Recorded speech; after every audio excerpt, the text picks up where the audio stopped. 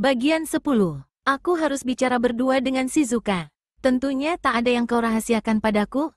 Hanya masalah Tribe, sahutnya. Kenji adalah ketua Muto. Shizuka harus memilih penggantinya. Hal ini tak bisa dibicarakan dengan orang luar. Dilihatnya kalau Kaede tidak senang, kalau istrinya masih ingin bersamanya. Ada banyak hal lain yang perlu kita bicarakan, tutur Takeo untuk meredam kemarahan Kaede. Saat kita hanya berdua, aku akan menceritakan tentang Tsunaomi dan kunjungan putra Lord Fujiwara. Baiklah, Lord Takeo, akan kusiapkan makan untukmu, sahut Kaede lalu meninggalkannya. Ketika Takeo kembali ke ruang utama, Shizuka sudah ada di sana. Takeo langsung bicara tanpa salam lebih dulu. Kau tentu sudah bisa menduga kenapa aku di sini. Aku pulang membawa kabar bahwa pamanmu telah tiada. Takku datang ke Hofu untuk mengabarkannya, dan kukira kau harus segera tahu. Kabar seperti itu tidak pernah disambut baik, sahut Shizuka dengan nada resmi, tapi bukannya tidak diharapkan. Terima kasih, sepupu, atas keprihatinanmu, atas sikapmu menghormati pamanku. Kurasa kau sudah tahu seberapa besar arti Kenji bagiku. Tak ada jenazah, tapi kita akan menghormatinya dengan mengadakan upacara di sini atau di Yamagata, dimanapun menurutmu yang paling sesuai. Kukira kemungkinan paman meninggal di Inuyama, sahutnya perlahan. Paman tinggal di sana, kan? Tak seorang pun tahu misi yang dilakukan Kenji kecuali ia dan Taku. Kini Takeo menyesal mengapa tidak memberitahu Shizuka sebelumnya. Mendekatlah, katanya. Aku harus ceritakan semua yang aku tahu karena hal itu memengaruhi Tribe. Belum sempat Shizuka bergerak mendekat, seorang pelayan datang membawa teh. Shizuka menuangkannya untuk Takeo. Selagi Takeo minum, Shizuka bangkit, melihat ke sekeliling ruangan dengan cepat, membuka pintu lemari, kemudian melangkah ke beranda dan mengintip di bawahnya. Dia kembali dan duduk di hadapan Takeo, lutut mereka saling berhadapan. Apakah kau dengar ada orang di dekat sini? Takeo memasang telinga, tidak ada orang lain. Kedua putrimu mulai mahir menguping, dan bisa bersembunyi di tempat yang paling sempit sekalipun. Terima kasih, aku tak ingin putriku atau istriku mendengar pembicaraan kita. Kukatakan pada Kaede kalau Kenji meninggal karena penyakit, kalau Kenji mencari obat sampai keluar perbatasan wilayah timur. Dan yang sebenarnya, Kenji pergi berunding dengan Kikuta. Setelah peristiwa di Inuyama, kami pikir bisa memanfaatkan anak-anak Gosaburo untuk menekan mereka agar mau berdamai. Takeo menghela napas, lalu melanjutkan bicara. Kenji ingin bertemu anak Yuki, cucunya. Taku hanya tahu kalau Yuki meninggal di desa Kikuta tempat Akio dan anak itu bersembunyi selama beberapa tahun ini.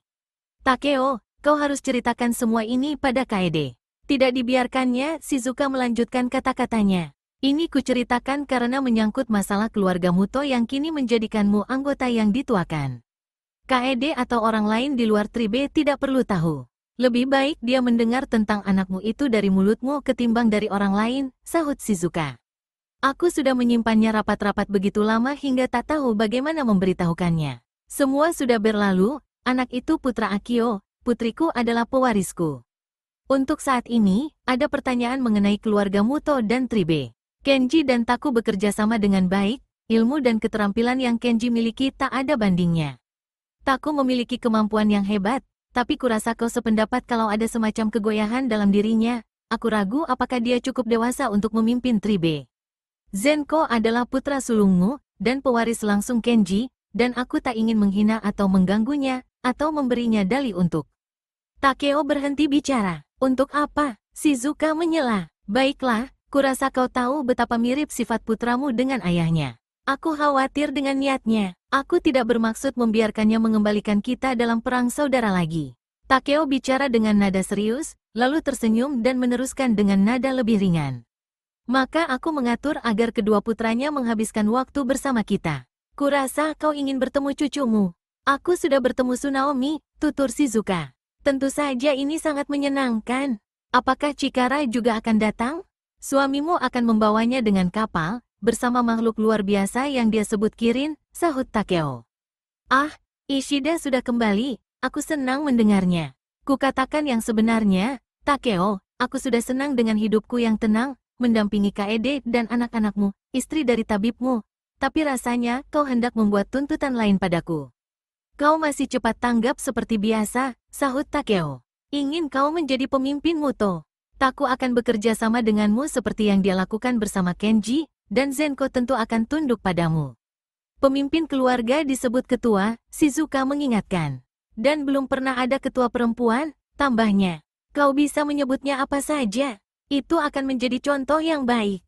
Aku hendak memperkenalkannya ke wilayah lokal juga, kita akan memulai dengan negara tengah lalu kita sebarkan keluar.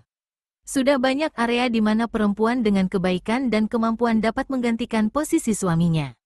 Mereka akan diakui dan diberi wewenang yang sama seperti laki-laki. Jadi kau akan memperkuat negara ini dari akar, dan para ksatria akan mendukung putrimu. Bila Shigeko menjadi satu-satunya penguasa perempuan, dia juga harus bersikap layaknya laki-laki. Bila perempuan lain berada di puncak kekuasaan, kita mungkin bisa melihat perubahan mengalir ke seluruh 3 negara. Kau masih saja senang berkhayal, sepupuku, sahut Shizuka seraya tersenyum, terlepas dari penderitaan yang ditanggungnya. Kau mau melakukannya, kan? Baiklah, sebagian karena pamanku pernah mengisyaratkan bahwa hal ini juga keinginannya. Dan setidaknya sampai Taku mantap dan Zenko sadar. Kurasa dia akan sadar, Takeo, dan terima kasih atas tindakanmu yang berhati-hati padanya. Namun apapun hasilnya nanti, keluarga Muto akan tetap setia padamu dan keluargamu. Shizuka membungkuk hormat dengan sikap resmi. Aku bersumpah padamu sekarang, Lord Otori, sebagai pemimpin mereka. Aku tahu apa yang telah kau lakukan untuk Lord Shigeru dan keluarga Otori.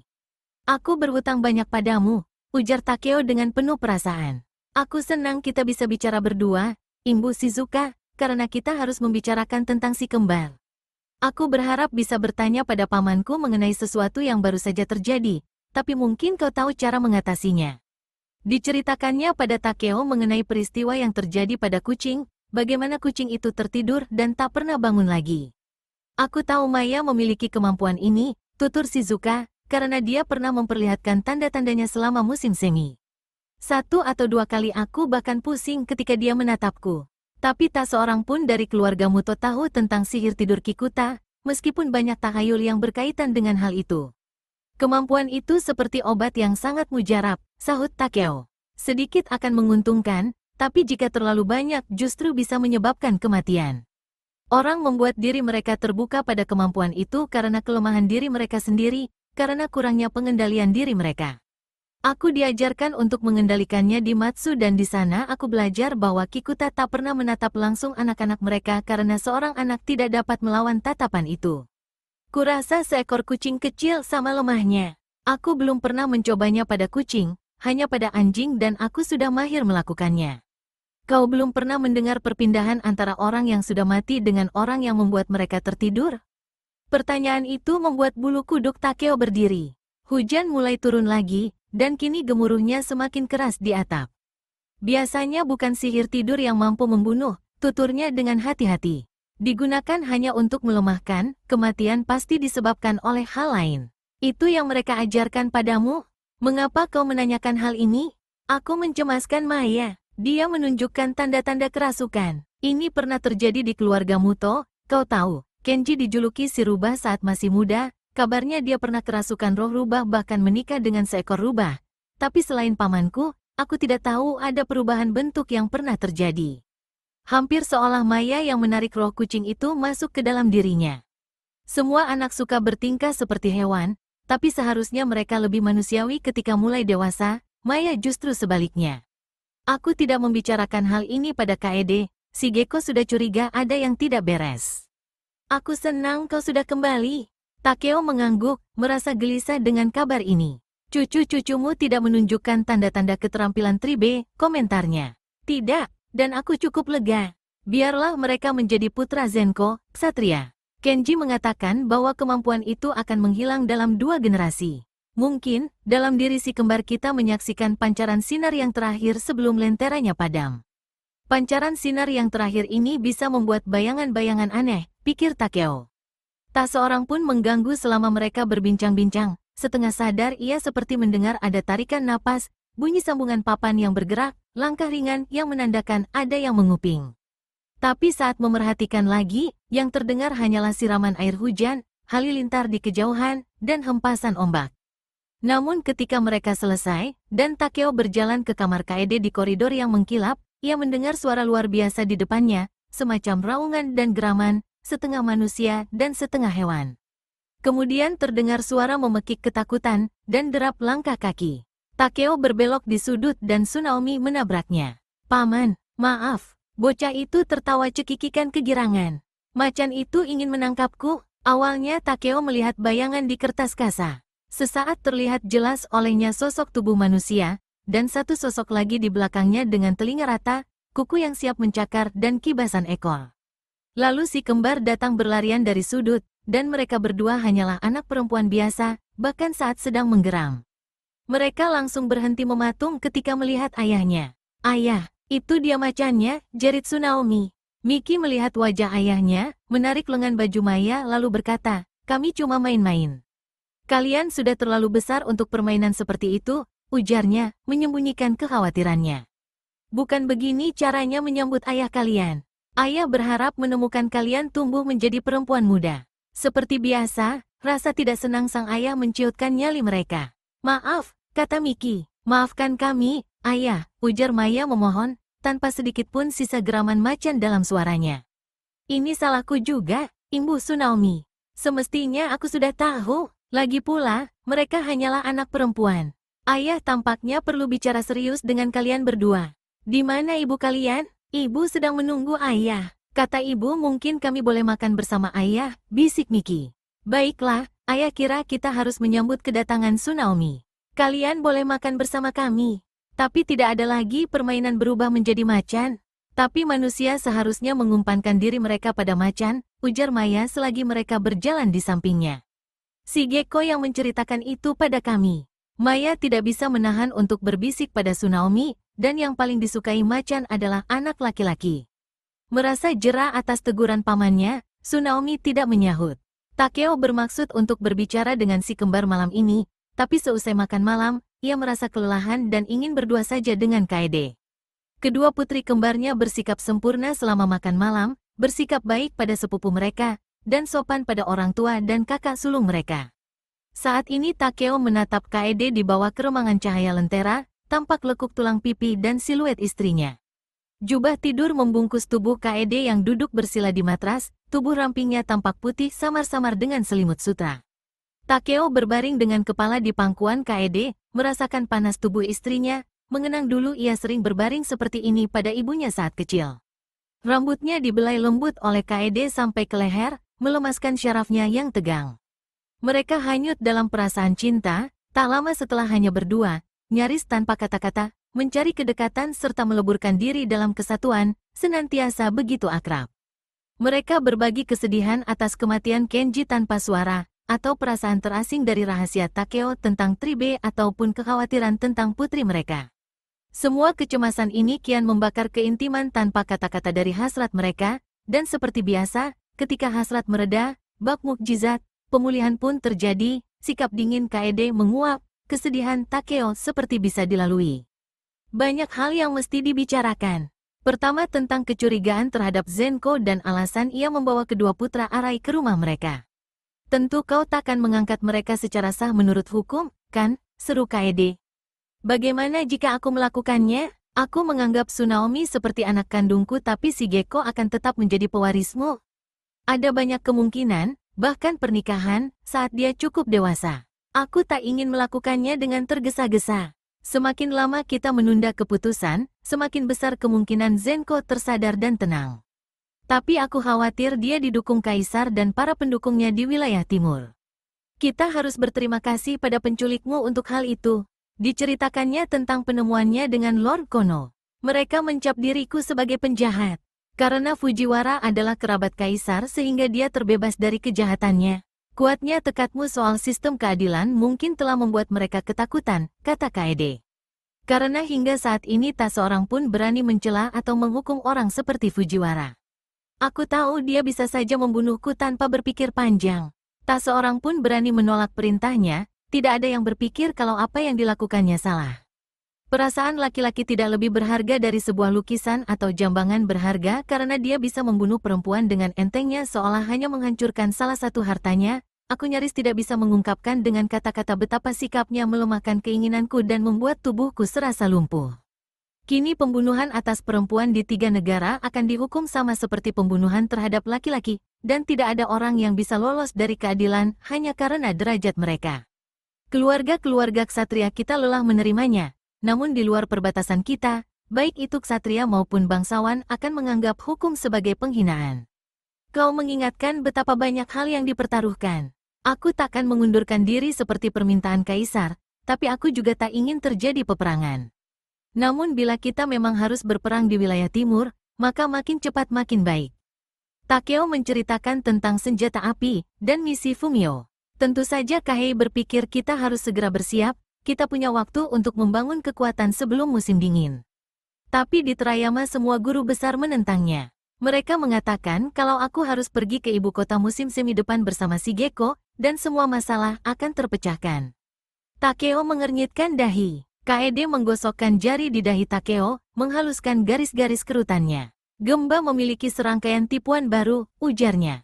Tapi kukira akan membutuhkan lebih dari sekadar itu untuk meredam nafsu kekuasaan Jenderal Kaisar, Saga Hideki, si pemburu anjing. Keesokan harinya dilakukan persiapkan upacara pemakaman Kenji, dan mendiktekan surat-surat.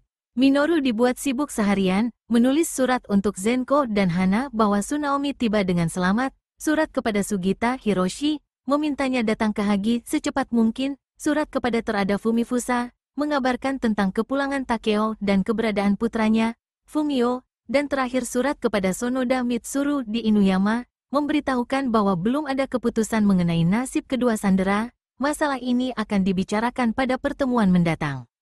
Kaede memberitahukan pada Takeo dan Minoru tentang semua masalah terbaru yang berkaitan dengan kota Hagi dan penduduknya. Minoru mencatat dengan hati-hati tentang keputusan yang akan diambil. Di penghujung hari yang panjang, panas serta melelahkan, Takeo pergi mandi, dan mengirim perintah agar putri kembarnya datang menghadapnya ke sana.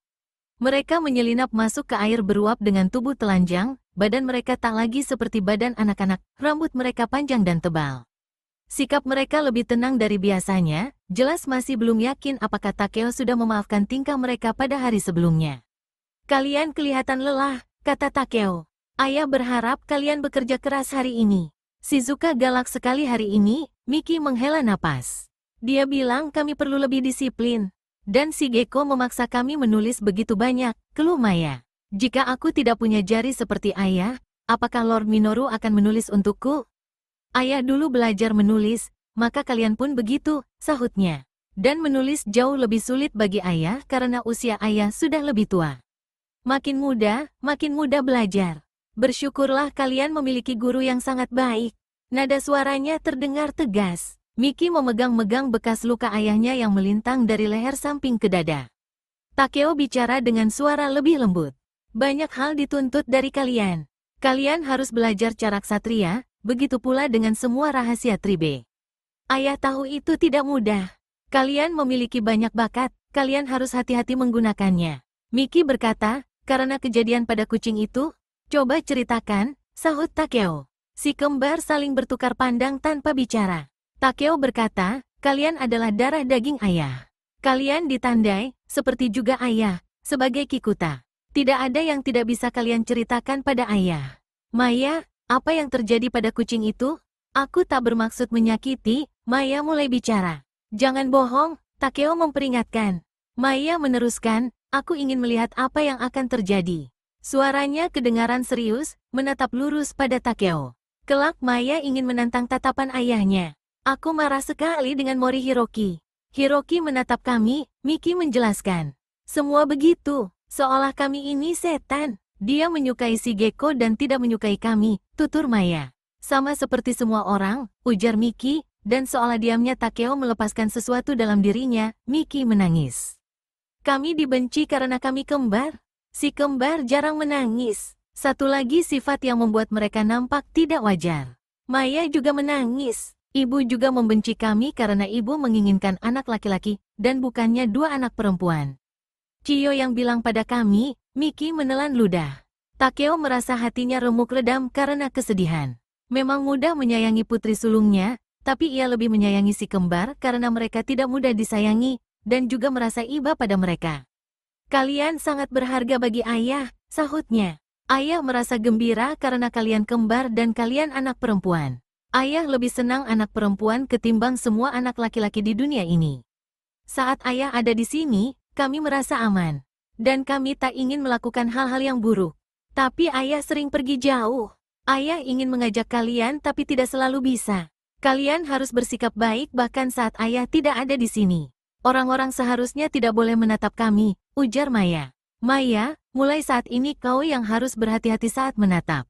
Kau sudah tahu ceritanya, ayah sudah sering ceritakan padamu tentang pertemuan ayah dengan raksasa Jin Emon, tanya Takeo. Ya, sahut mereka serempak dengan penuh semangat. Ayah menatap matanya dan dia tertidur. Itulah sihir tidur Kikuta yang berguna untuk melumpuhkan musuh. Itulah yang kau lakukan pada kucing itu, Maya. Tapi Jin Emon bertubuh besar, setinggi gerbang kastil serta lebih berat dari banteng. Kucing bertubuh kecil, dan masih muda, dan sihir tidur itu membunuhnya. Kucing itu tidak benar-benar mati, tutur Maya, bergerak mendekati lalu bergelayut di lengan kiri ayahnya. Kucing itu mendatangiku. Takeo berusaha tak menunjukkan kekagetannya, tak ingin membungkam putrinya. Kucing itu datang tinggal bersamaku, ujar Maya. Kucing itu tidak keberatan, karena sebelumnya kucing itu tidak bisa bicara, kini dia bisa bicara. Dan aku pun tidak keberatan. Aku suka kucing itu, aku suka menjadi kucing. Tapi Jin Emon tidak mendatangi ayah, kan? Tanya Miki. Bagi mereka hal ini tidak lebih aneh dibandingkan dengan kemampuan menghilang, atau sosok kedua, dan mungkin tidak lebih berbahaya. Tidak, karena akhirnya ayah menggorok tenggorokannya dengan jatuh. Dia mati karena digorok, bukan karena sihir tidur itu. Apa ayah marah dengan kejadian kucing itu? Tanya Maya. Takeo tahu kalau mereka percaya padanya, dan ia tak ingin kehilangan kepercayaan itu, juga sadar kalau mereka bersifat pemalu layaknya hewan liar yang dapat kabur dalam sekejap. Terkenang masa-masa penuh penderitaan selama bersama Kikuta, kekejaman dalam pelatihannya. Tidak, ayah tidak marah, sahut Takeo dengan tenang. Shizuka marah sekali, gumam Miki. Tapi ayah harus tahu semuanya agar bisa melindungi kalian, dan menghentikan kalian agar tak menyakiti orang lain. Ayah adalah orang tua dan juga senior kalian dalam keluarga Kikuta. Kalian berhutang kepatuhan pada ayah dalam kedua hal itu. Kejadiannya begini, tutur Maya. Aku marah pada Mori Hiroki. Kulihat betapa sayangnya dia pada kucing itu. Aku ingin dia membayar perbuatannya karena tidak mau menatap kami. Dan kucing itu manis sekali. Aku ingin bermain dengannya. Maka ku tatap matanya, dan aku tidak bisa berhenti menatapnya. Kucing itu lucu, dan aku ingin menyakiti Hiroki, dan aku tak bisa menghentikannya. Maya berhenti, menatap tak berdaya ke arah Takeo. Teruskan, ujarnya. Aku menariknya masuk. Dari tatapan matanya, melalui tatapan mataku. Kucing melompat masuk ke dalam diriku. Kucing itu melolong dan mengeong. Tapi aku tidak bisa berhenti menatapnya. Kemudian kucing itu mati, tapi dia masih hidup. Lalu Mori Hiroki sedih, dan itu membuatku senang. Maya menghela napas panjang, seolah habis susah mengingat pelajaran yang telah dihafalkannya. Hanya itu, ayah, sungguh. Takeo menyentuh pipi Maya. Kau telah berkata jujur, tapi kau tahu betapa membingungkan perasaanmu. Pikiranmu tidak jernih, yang justru harus sebaliknya saat menggunakan kemampuan Tribe itu. Saat menatap mata orang lain, kalian akan melihat kelemahan mereka. Itulah yang membuat mereka rapuh pada tatapan kalian. Apa yang akan terjadi padaku? Tanya Maya. Ayah tidak tahu, kita harus mengamatimu untuk mencari tahu. Tindakanmu salah, kau membuat kesalahan. Kau akan harus menanggung akibatnya. Tapi kau harus berjanji pada ayah untuk tidak menggunakan sihir tidur Kikuta pada orang lain sampai ayah izinkan. Mestinya Kenji tahu, ujar Miki, dan mulai menangis lagi. Dia menceritakan tentang roh-roh hewan dan cara Tribe memanfaatkannya. Kuharap dia belum mati, kata Maya di sela-sela isak tangisnya yang baru meledak lagi. Dan Takeo merasakan matanya pun menghangat, menangisi kepergian gurunya, dan kedua putri kembarnya yang belum bisa dilindunginya dari kerasukan yang akibatnya pun belum bisa diperkirakannya. Kedua putrinya berada di dekatnya, tubuh mereka begitu mirip dengan tekstur dan warna kulit dirinya. Kami tidak harus menikah dengan Tsunaomi, kan? Tanya Maya, kini lebih tenang. Mengapa? Siapa yang mengatakan kalian harus menikah dengannya? Tsunaomi mengatakan pada kami kalau dia ditunangkan dengan salah satu dari kami. Hanya kalau dia benar-benar nakal, sahut Takeo. Sebagai hukuman, Aku tak ingin ditunangkan dengan siapapun, ujar Miki. Kelak kau pasti berubah pikiran, Takeo menggoda. Aku ingin menikah dengan Miki, kata Maya, sambil tertawa cekikikan. Kita berdua menikah saja, sahut Miki sepakat. Lalu kalian takkan punya anak. Kalian membutuhkan laki-laki untuk bisa punya anak. Aku tak ingin punya anak, sahut Miki. Aku benci anak-anak, sahut Maya setuju. Terutama Tsunaomi, ayah tidak akan mengangkat Tsunaomi sebagai anak, kan?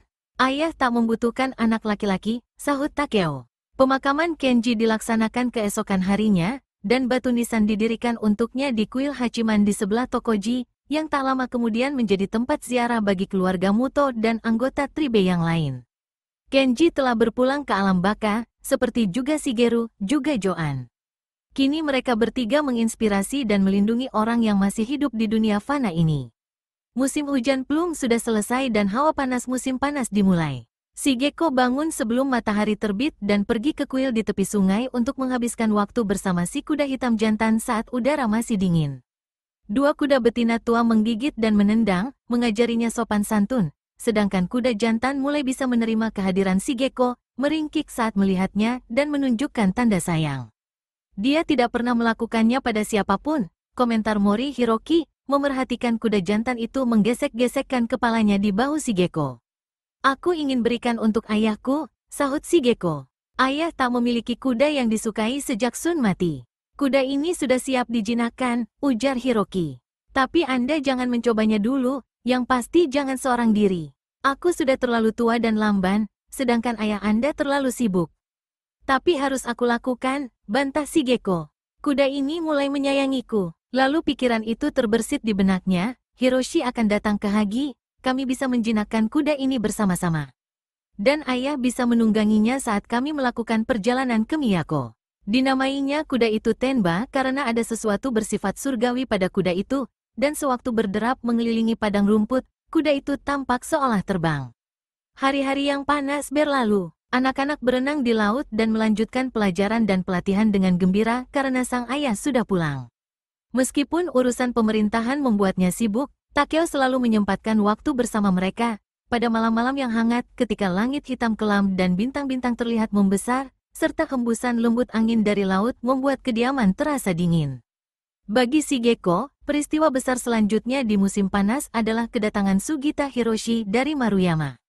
Hiroshi tinggal bersama keluarga Otori sampai usia 20 tahun lalu pindah ke Maruyama, tempat dia menjalankan pemerintahan wilayah milik ibu Shigeko dan suatu kelak akan menjadi miliknya.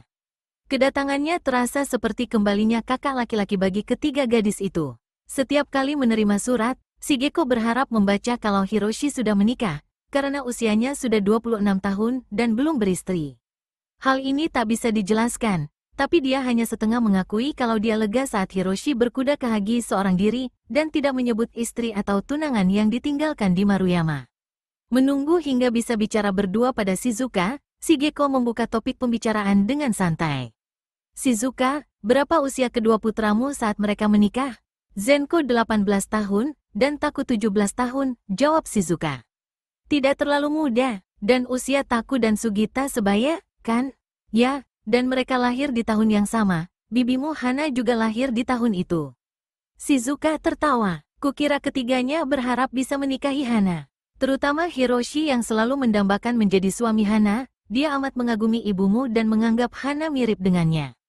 Taku berhasil mengatasi patah hatinya, tapi sudah menjadi rahasia umum kalau Hiroshi tak dapat menghapus kekecewaannya, dan itulah alasannya dia tidak menikah. Sungguh aneh, ujar Shigeko, setengah ingin meneruskan pembicaraan, dan setengah tercengang dengan rasa sakit di hatinya. Hiroshi jatuh cinta pada Hana sehingga tak mau menikah lagi. Bila ada unsur persekutuan pada diri mereka, sudah pasti ayahmu akan menikahkan mereka, tutur Shizuka. Tapi posisi Hiroshi itu unik. Kedudukannya kurang tinggi. Kedekatannya pada keluargamu hampir seperti anak laki-laki di keluarga ini, namun dia tak punya tanah warisannya sendiri. Dia akan menyerahkan Maruyama padamu tahun ini. Bagian 11. Kuharap dia akan terus mengabdi padaku di sana, kata Shigeko. Tapi aku terpaksa harus mencarikan istri untuknya. Apakah dia memiliki perempuan simpanan? Kurasa ada, sahut Shizuka. Kebanyakan laki-laki memiliki perempuan simpanan. Ayahku tidak, sahut Shigeko. Memang tidak, begitu pula Lord Shigeru. Tatapan mata Shizuka menerawang jauh. Ingin tahu mengapa mereka sangat berbeda dengan laki-laki lain. Mungkin perempuan lain tidak menarik perhatian mereka. Dan kurasa mereka tak ingin membuat orang yang mereka sayangi tersiksa rasa cemburu. Cemburu adalah perasaan yang menakutkan. Tapi untungnya kau masih terlalu muda untuk mempunyai perasaan semacam itu, sahut Shizuka. Dan ayahmu akan memilih jodohmu dengan bijaksana. Bahkan ayahmu memilih dengan sangat teliti, aku ingin tahu apakah dia bisa menemukan orang yang cukup baik. Tak menikah pun aku sudah bahagia, seru Shigeko, tapi ia tahu kalau ini tidak sepenuhnya benar. Sejak mulai beranjak dewasa ditemukan ia gelisah dengan keinginan disentuh laki-laki. Sayang sekali para gadis tidak dibolehkan memiliki kekasih layaknya anak laki-laki, katanya. Mereka harus sedikit lebih bijaksana, sahut Shizuka, tertawa. Apakah ada orang yang kau sukai, Shigeko? Kau sudah lebih dewasa dari yang kukira? Tentu saja tidak. Aku hanya ingin tahu seperti apa hal-hal yang dilakukan laki-laki dan perempuan bersama, pernikahan, cinta. Shigeko mengamati Hiroshi malam itu saat makan malam. Dia tidak mirip orang yang dimabuk cinta. Tubuhnya tidak terlalu tinggi, kira-kira setinggi ayahnya tapi lebih tegap dan dengan wajah lebih gemuk. Bentuk matanya panjang dan ekspresinya hidup, rambutnya tebal dan hitam pekat. Tampak suasana hatinya sangat baik, penuh optimisme tentang panen yang akan datang dan dengan bersemangat menceritakan hasil teknik inovasi dalam melatih kuda dan manusia, menggoda si kembar, dan memuji Kaede, berkelakar dengan Takeo dan mengingatkannya tentang mundurnya pasukan saat badai topan dan pertempuran merebut Hagi. 1 atau 2 kali Shigeko merasa kalau laki-laki itu menatapnya, tapi saat ia melihat ke arahnya, Hiroshi selalu memandang ke arah lain, dan hanya bicara langsung pada Shigeko 1 atau 2 kali, itu pun dengan sikap formal. Saat itu wajah Hiroshi tak bersemangat, ekspresinya tenang, malah hampir tak bersahabat. Mengingatkan Shigeko pada wajah guru-gurunya di biara saat bermeditasi, dan ingat kalau, seperti dirinya, Hiroshi dilatih dengan ajaran Hou. Hal itu agak menenangkannya, mereka selalu menjadi teman seperjuangan, meskipun hubungan mereka tak bisa lebih dari itu, Hiroshi selalu memahami dan mendukungnya. Tepat sebelum beristirahat, Hiroshi bertanya padanya tentang kuda muda itu karena Shigeko pernah menyuratinya tentang masalah itu. Datanglah ke kuil besok pagi dan kau bisa lihat sendiri, sahut Shigeko. Sesaat Hiroshi ragu-ragu, kemudian berkata, dengan senang hati. Izinkan aku mengawalmu. Nada suaranya terdengar dingin, dan kata-katanya resmi. Mereka berjalan berdampingan menyeberangi jembatan batu, seperti yang sering mereka lakukan ketika Shigeko masih kecil. Udara terasa tenang, cahaya cerah dan keemasan, saat matahari terbit di atas pegunungan dan mengubah permukaan tenang sungai menjadi cermin yang berkilauan memantulkan dunia yang tampak lebih nyata ketimbang dunia yang mereka lalui. Biasanya 2 penjaga kastil mendampingi Shigeko, tapi hari ini Hiroshi menyuruh mereka pergi. Dia berpakaian untuk menunggang kuda, mengenakan celana panjang dan pembalut kaki, dan pedang di sabuknya. Shigeko mengenakan pakaian yang hampir serupa, rambutnya diikat ke belakang dengan tali, dan hanya bersenjatakan tongkat pendek yang disembunyikan. Shigeko menceritakan tentang kuda itu, dan sikap kaku Hiroshi perlahan luruh, dan berani berdebat dengan Shigeko seperti yang sering dilakukannya 5 tahun silam. Sebaliknya, perdebatan ini bagi Shigeko sama mengecewakannya dengan sikap resmi laki-laki itu. Dia hanya menganggapku sebagai adik, sama seperti pada si kembar. Matahari pagi menyinari kuil tua, Hiroki sudah siap dan Hiroshi menyambutnya dengan gembira karena dia menghabiskan masa kecilnya dengan orang tua itu, belajar keterampilan menjinakkan dan mengembangbiakkan kuda. Tenba mendengar suara Shigeko dan meringkik. Ketika mereka menghampirinya, kuda itu berderap ke arah Shigeko, tapi telinganya berdiri tegak dan memutar bola matanya saat melihat Hiroki. Kuda ini menakutkan sekaligus tampan, seru Hiroshi. Jika bisa dijinakkan, dia bisa menjadi kuda perang yang luar biasa. Aku ingin menghadiahkannya kepada ayah, ujar Shigeko. Tapi aku tak ingin ayah membawanya ke kancah pertempuran. Sekarang kita dalam kedamaian, kan? Ada awan badai di kaki langit, ujar Hiroshi. Itu sebabnya aku dipanggil. Tadinya aku berharap kau datang untuk melihat kuda milikku, kata Shigeko, memberanikan diri menggoda. Bukan hanya melihat kudamu, sahutnya pelan. Shigeko terkejut sewaktu melihat sekilas ke arah Hiroshi. Wajah laki-laki itu agak memerah hingga ke lehernya. Setelah beberapa saat, Shigeko bicara dengan sikap canggung, Kuharap kau ada waktu untuk membantuku menjinakkannya. Aku tak ingin orang lain yang melakukannya. Kuda ini percaya padaku, dan kepercayaan itu tak boleh dihancurkan, jadi aku harus ada di sini terus. Nantinya kuda ini juga akan percaya padaku, sahut Hiroshi. Aku akan ke sini kapan saja ayahmu tak membutuhkan diriku. Kita akan menjinakkannya bersama-sama, dengan cara yang pernah diajarkan pada kita. Ajaran Hou merupakan ajaran tentang unsur-unsur laki-laki dan perempuan, kekuatan yang lembut, bulas asih yang kuat, kegelapan dan cahaya, bayangan dan matahari, yang tersembunyi serta yang terungkap. Kelembutan saja tak bisa menjinakkan kuda seperti ini. Dibutuhkan juga kekuatan serta ketegasan seorang laki-laki. Mereka memulainya pagi itu, sebelum hawa panas semakin kuat, membiasakan si kuda dengan sentuhan Hiroshi, di kepala, sekitar telinga, pinggul bagian samping, dan di bagian bawah perutnya. Kemudian mereka menempatkan pita halus di sepanjang punggung hingga ke leher, terakhir mengikat dengan longgar satu pita lagi di hidung dan kepalanya, tali kekang pertamanya. Tenba berkeringat dan kulitnya menggigil, namun patuh pada cara mereka menanganinya. Mori Hiroki mengamati mereka dengan sikap setuju, dan setelah itu, ketika kuda jantan itu dihadiahi wortel dan Shigeko serta Hiroshi disajikan teh dingin, dia berkata, wilayah lain di 3 negara dan di luarnya, kuda-kuda dijinakkan dengan paksaan, seringkali dengan kekerasan. Hewan-hewan dipukul agar patuh. Namun ayahku selalu percaya pada pendekatan yang lembut. Itu sebabnya mengapa kuda-kuda otori termasyhur, tutur Hiroshi. Mereka jauh lebih patuh dibandingkan kuda-kuda lain, lebih bisa diandalkan dalam pertempuran, dan dengan stamina yang lebih kuat, karena mereka tidak membuang tenaga melawan si penunggangnya dan berusaha berlari dengan cepat. Aku selalu menggunakan metode yang kupelajari darimu. Wajah Shigeko bersinar. Kita akan berhasil menjinakkannya, kan?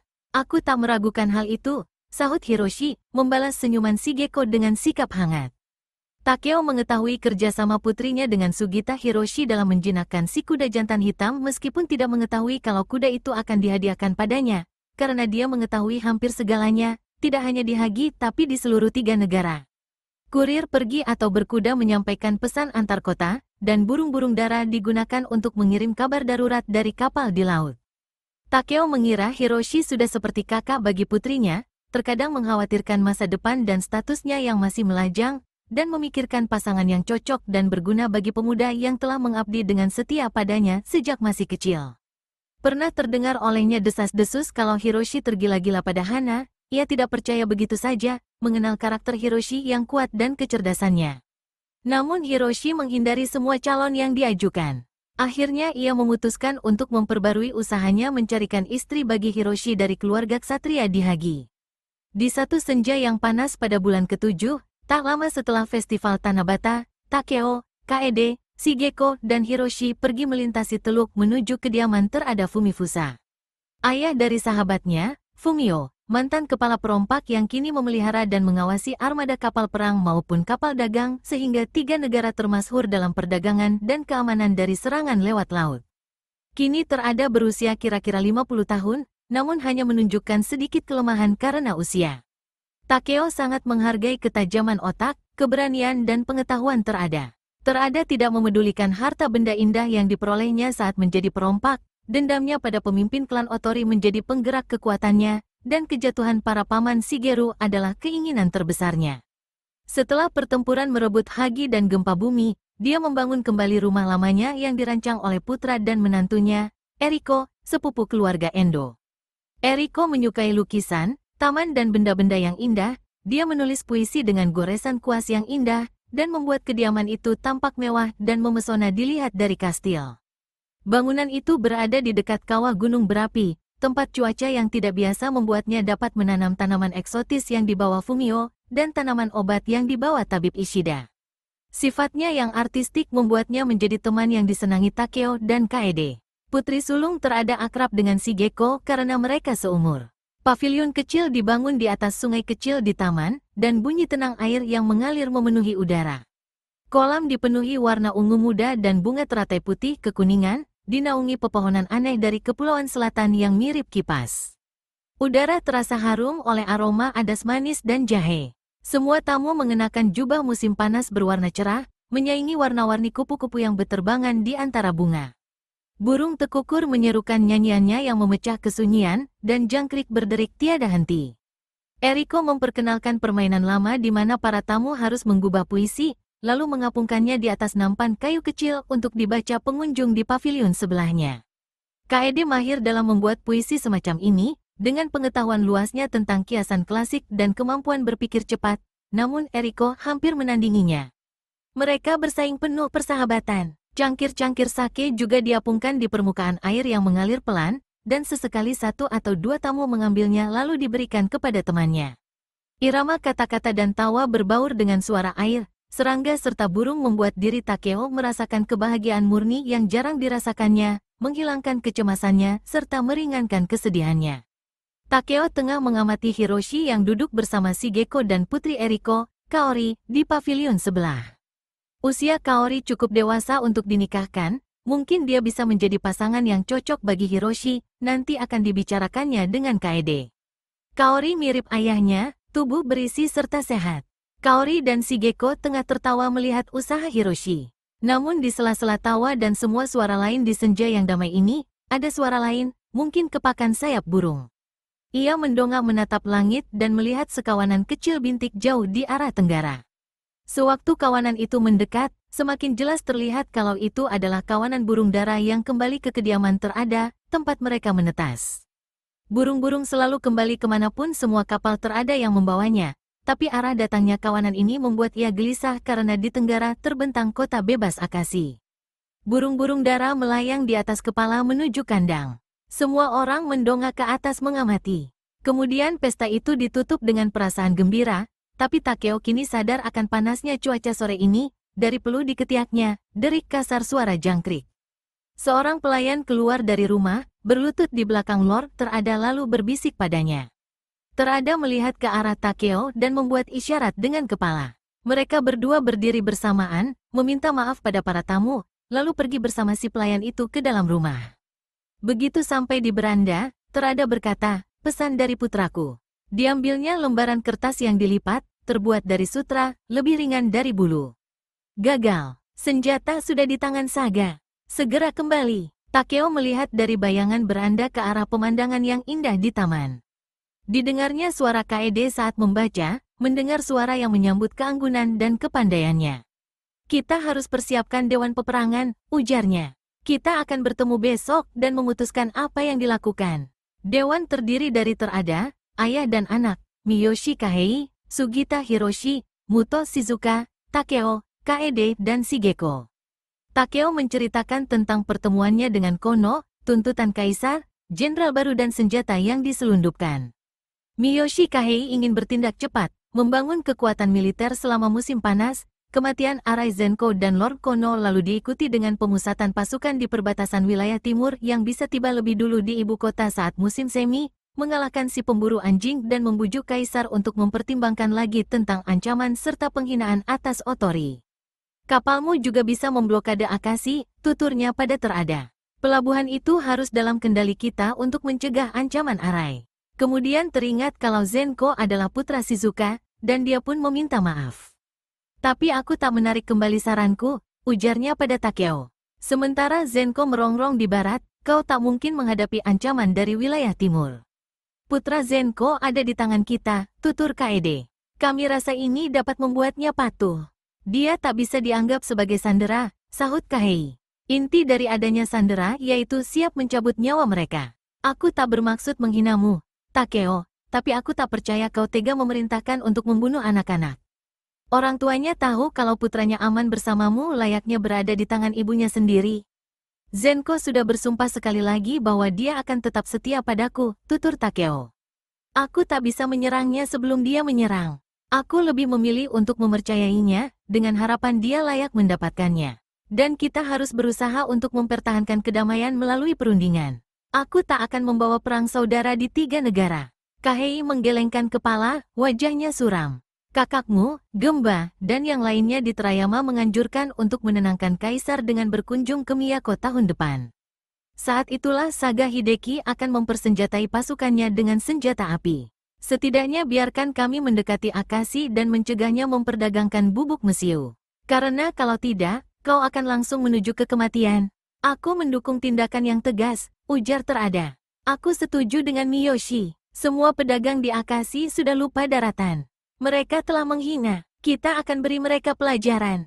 Terada tampak merindukan masa ketika kapal-kapal miliknya mengendalikan semua perdagangan di sepanjang garis pantai utara dan barat. Tindakan semacam itu akan membuat geram pedagang kita sendiri, tutur Shizuka. Dan kita mengandalkan mereka untuk mendapat persediaan, bubuk mesiu dan biji besi. Bakal sulit bertempur tanpa dukungan itu. Kelas pedagang mulai semakin kuat hingga menjadi berbahaya, gerutu Terada. Takeo tahu kalau itu sudah lama dikeluhkan Terada, Miyoshi, Kahei dan banyak satria lainnya, yang membenci para pedagang yang semakin kaya raya dan makmur. Bila tidak menyerang sekarang, kelak akan terlambat, ujar Kahei. Itu saranku, bagaimana denganmu? Takeo bertanya pada Hiroshi yang hingga saat ini belum bicara. Aku memahami pandangan Lord Miyoshi, kata Hiroshi. Beliau punya alasan, menurut seni perang memang itu yang terbaik. Tapi aku harus tunduk pada kearifan para guru ajaran Howou. Kirimkan pesan pada Kaisar bahwa Anda akan datang berkunjung. Ini akan meredam rencana serangan apapun di pihaknya. Aku menganjurkan, seperti Kahei, memperkuat pasukan di wilayah timur, menyiapkan serangan tapi tidak menyolok. Kita harus membangun kekuatan prajurit pejalan kaki yang membawa senjata api, dan melatih mereka untuk menghadapi prajurit yang hampir sama kekuatannya karena sudah pasti tahun depan Saga telah memiliki senjata dalam jumlah besar. Hal itu tak bisa kita cegah. Sementara untuk adik ipar Anda, kurasa ikatan keluarga akan menjadi lebih kuat ketimbang dendam apapun yang dipendamnya pada diri Anda, atau ambisi apapun untuk menyingkirkan Anda.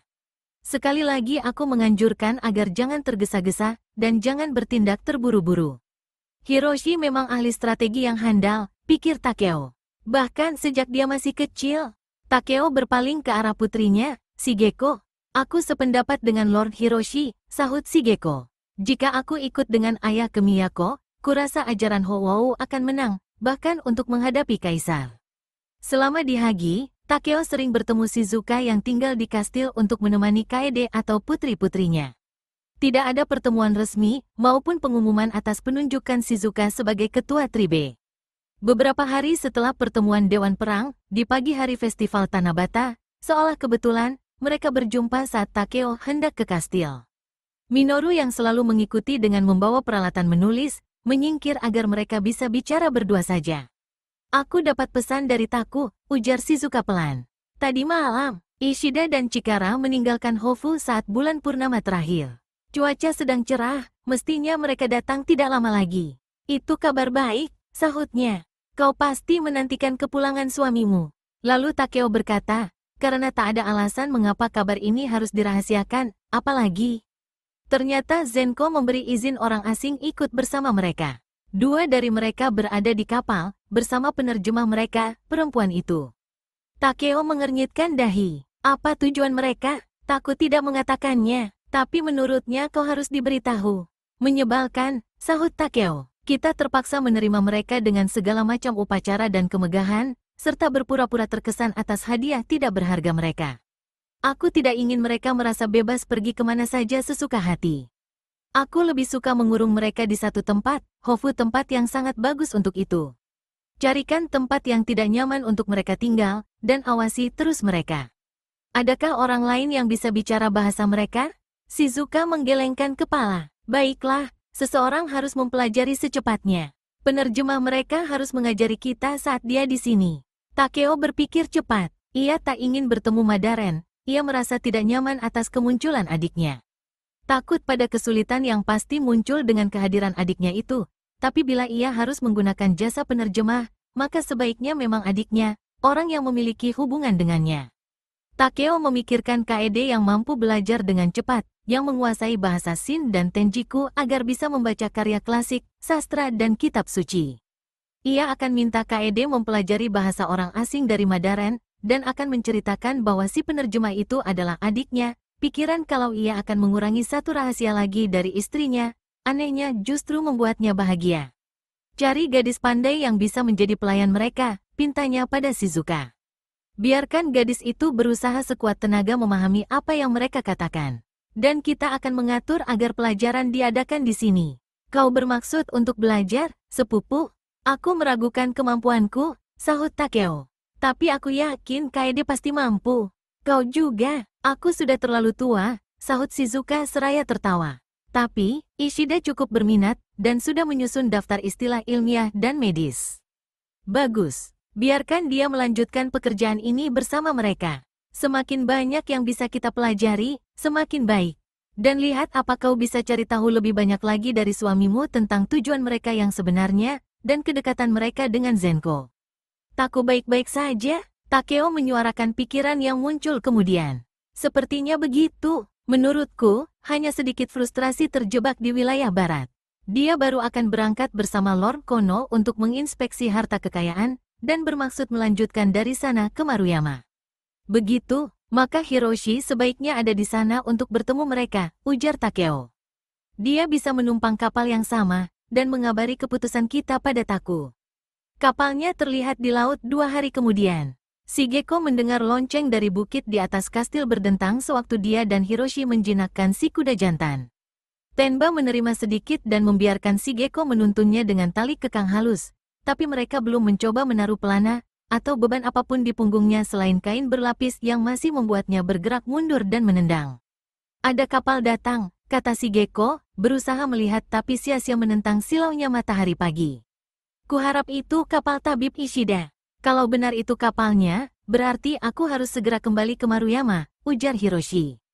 Secepat itu, Shigeko tidak bisa menahan seruannya, kemudian merasa malu. Ayah bilang tabib Ishida membawa hadiah istimewa untukku, tanpa mengatakan apa hadiahnya. Aku kedengaran seperti anak kecil, pikirnya, kesal pada dirinya sendiri. Aku dengar dia membicarakan itu, sahut Hiroshi. Dia memperlakukan aku seperti anak kecil, pikir Shigeko. Kau tahu apa hadiahnya? Itu rahasia, sahut Hiroshi menggoda. Aku tak boleh membocorkan rahasia Lord Otori. Mengapa ayah hanya mengatakannya padamu, tidak kepadaku? Ayahmu tidak mengatakannya, sahut Hiroshi dengan suara lebih lembut. Hanya saja dia mengharapkan cuaca cerah dan perjalanan yang tenang untuk hadiah itu. Pasti hewan, seru Shigeko dengan gembira. Kuda. Atau mungkin anak singa, beberapa hari ini cuaca cerah. Aku gembira bila cuaca cerah saat festival Tanabata. Shigeko ingat keindahan malam tanpa bulan yang tenang, percikan sinar bintang, satu malam selama tahun ketika seorang puteri dan kekasihnya bisa bertemu menyeberangi jembatan ajaib yang dibangun burung makpias.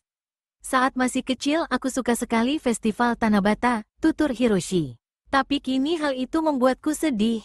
Karena tak ada yang namanya pasangan pengantin impian, tidak dalam kehidupan nyata. Dia membicarakan tentang dirinya sendiri dan Hana, pikir Shigeko. Dia sudah menderita begitu lama. Dia harus menikah. Dia akan melupakan Hana jika dia memiliki istri dan anak. Namun Shigeko tak bisa memaksa dirinya untuk menyarankan agar Hiroshi menikah. Dulu aku suka membayangkan putri bintang dengan wajah ibumu, tuturnya. Tapi mungkin putri itu mirip denganmu, menjinakkan kuda-kuda di surga. Tenba, yang berjalan di antara mereka berdua, mendadak ketakutan dan melompat mundur saat seekor burung merpati terbang dari atap kuil, sehingga menarik pita yang dipegang Shigeko. Secepatnya Shigeko menenangkannya, tapi Tenba masih bertingkah tidak karuan, dan melompat lalu terjatuh, menerjang tubuh Shigeko dengan bahu. Shigeko hampir terjatuh. Tapi entah bagaimana Hiroshi berhasil menjatuhkan tubuhnya di antara Shigeko dan kuda itu, dan sesaat Shigeko menyadari kekuatan pemuda itu, dan hasratnya begitu kuat hingga mengejutkan dirinya sendiri untuk dipeluk pemuda itu. Kuda itu berlari dengan langkah panjang, tali kekangnya berayun-ayun. Hiroshi bertanya, kau tidak apa-apa? Kuda itu tidak menginjakmu, kan? Shigeko menggelengkan kepala, tiba-tiba perasaannya bergejolak. Mereka berdiri berdekatan, tidak bersentuhan. Shigeko menemukan lagi suaranya. Kukira sudah cukup untuk hari ini. Kita buat Tenba berjalan pelan lagi. Lalu aku harus pulang untuk bersiap menerima hadiah. Ayah pasti ingin mengadakan upacara untuk itu. Tentu, Lady Shigeko, sahut Hiroshi, sekali lagi bersikap dingin dan formal. Kuda jantan itu membiarkannya mendekat, dan Hiroshi menuntunnya mengembalikan kepada Shigeko. Angin sepoi-sepoi berhembus pelan dan merpati terbang melayang di atas kepala. Namun kuda muda itu berjalan tenang di antara mereka berdua dengan kepala tertunduk. Tak satu pun dari keduanya bicara. Di galangan kapal, kesibukan biasa di pagi hari menjadi hening. Nelayan berhenti membongkar muatan hasil tangkapan malam hari berupa ikan sarden perak dan makarel sisik biru. Pedagang berhenti memuat berkarung-karung garam, beras dan sutra ke kapal bertiang lebar, dan orang-orang berkumpul di jalanan berkerikil, menyambut kapal dari Hofu dengan muatan anehnya. Shigeko kembali ke kediaman lalu berganti pakaian yang lebih sesuai untuk menyambut hadiah untuknya. Untungnya jarak antara gerbang kastil ke tangga pelabuhan dekat dan bisa dilalui dengan berjalan kaki. Dia berjalan sepanjang pantai, melewati rumah kecil di bawah pohon pinus tempat Akane, pelacur kelas tinggi yang pernah menghibur Lord Shigeru, aroma semak wangi yang ditanamnya masih tercium di udara. Shizuka telah menunggu, tapi ibunya tetap tinggal di rumah, mengatakan kalau merasa kurang sehat. Takeo sudah pergi lebih dulu bersama Tsunaomi. Sewaktu Shizuka dan Shigeko bergabung dengan Takeo, bisa dilihat suasana hati ayahnya sedang gembira, tak hentinya melihat ke arah Shigeko yang ada di sampingnya dan tersenyum. Shigeko berharap reaksinya tidak mengecewakan ayahnya, dan memutuskan untuk berpura-pura senang menerima hadiah itu. Namun, ketika kapal mendekati dermaga, dan hewan aneh itu bisa terlihat jelas, lehernya yang panjang, kekaguman Shigeko sebesar dan setulus kerumunan orang yang menonton. Ia begitu gembira ketika tabib Ishida menuntun hewan itu dengan berhati-hati menuruni tangga kapal dan menyerahkan kepadanya. Shigeko terpesona oleh kelembutan dan pola aneh kulit hewan itu, oleh bola mata yang gelap dan tatapannya yang lembut, dihiasi bulu mata panjang dan tebal, oleh gayanya yang anggun serta pembawaan diri yang tenang selagi mengamati lingkungan asing di hadapannya. Takeo tertawa gembira karena Kirin dalam keadaan sehat dan juga karena reaksi Shigeko. Shizuka menyambut suaminya dengan kasih sayang yang tidak diperlihatkan, dan si bocah, Chikara, tercengang dengan sambutan serta kerumunan, mengenali wajah kakaknya dan berusaha menahan tangis. Jangan berkecil hati, tabib Ishida menegurnya. Beri salam pada paman dan sepupumu dengan baik. Tsunaomi, bantu adikmu. Lord Otori, Chikara berhasil bicara, membungkuk dalam-dalam. Lady Shigeko, ia menyela perkataan Chikara. Selamat datang di Hagi. Ishida berkata pada Takeo, kami membawa penumpang lain, mungkin kurang disambut baik. Ya, aku sudah dikabari Taku. Istrimu akan menunjukkan tempat mereka menginap. Nanti akan kuceritakan rencana kita untuk mereka. Kuharap aku dapat membujukmu untuk menghibur mereka sementara waktu. Orang-orang asing itu ada 2 orang, baru pertama kali datang ke Hagi, muncul di tangga kapal, membuat orang tak kalah terperanganya ketimbang melihat Kirin. Kedua orang itu mengenakan celana panjang dan sepatu bot dari kulit, emas berkilauan di leher dan dada mereka. Satu orang berwajah agak hitam yang dipenuhi janggut berwarna gelap, yang satunya lagi berkulit lebih pucat dengan rambut dan jenggot berwarna karat pucat. Warna mata orang ini juga pucat, sehijau teh hijau, warna rambut dan mata seperti ini membuat orang merinding, dan Shigeko mendengar bisik-bisik, itukah raksasa? Hantu, goblin. Mereka diikuti seorang perempuan pendek yang tampak memberitahukan tata cara yang sopan. Setelah dibisiki perempuan muda itu, kedua orang asing membungkuk dengan cara yang kaku, cenderung berlagak, lalu bicara dengan bahasa mereka yang kasar. Takeo membalas dengan isyarat kecil dengan kepala. Ia tak lagi tertawa, tampak tegas, gagah dengan jubah resminya, berhias bordiran burung bangau, serta tutup kepala warna hitam pekat. Orang-orang asing itu mungkin lebih tinggi dan lebih besar, tapi di mata Shigeko, ayahnya jauh lebih gagah.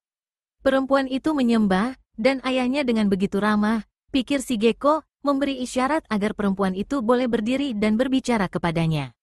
Meskipun Shigeko memegang tali sutra yang mengikat leher Kirin, dan perhatiannya tertuju pada makhluk mengagumkan ini, tapi ia mendengar ayahnya bicara beberapa patah kata pada orang asing itu.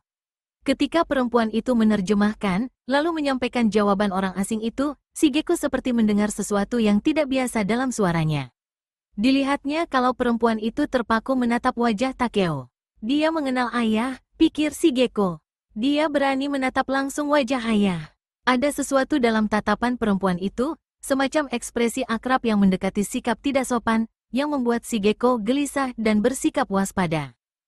Bagian 12. Kerumunan yang ada di dermaga dihadapkan pada keputusan yang sulit, apakah mengikuti Kirin yang luar biasa, yang dituntun Ishida dan Shigeko menuju kuil, tempat hewan itu akan diperlihatkan pada Mori Hiroki dan dipersembahkan pada Dewa Sungai, atau mengikuti orang asing yang sama luar biasanya, yang dengan sebarisan pelayan yang didampingi Shizuka membawa sejumlah besar kotak dan bal menuju ke perahu kecil yang akan membawa mereka menyeberangi sungai ke tempat penginapan di sepanjang bangunan biara tua Tokoji.